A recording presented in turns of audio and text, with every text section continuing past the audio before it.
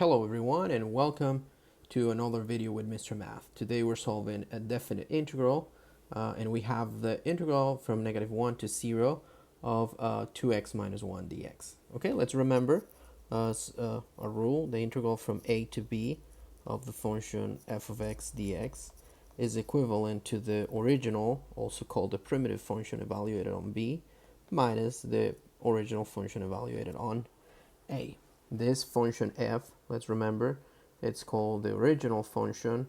Also, there are a couple texts that call it the primitive function. Okay, so let's go ahead and integrate that function. So we have the integral from -1 to 0 of 2x minus 1. So the integral of 2x will be 2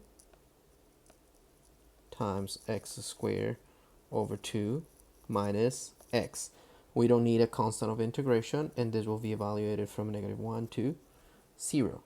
So we need to take this function, which is x squared minus x, and evaluate that one from -1 to 0. So let's evaluate that function on 0. Will be 0 to the square minus 0. Okay, this is basically our f of b minus, then we need to calculate f of a. Our f of a will be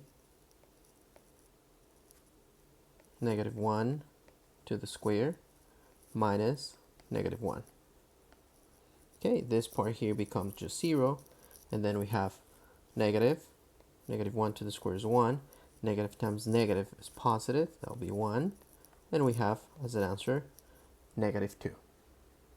All right, thank you for watching. Remember to send your questions and let us know how can we help.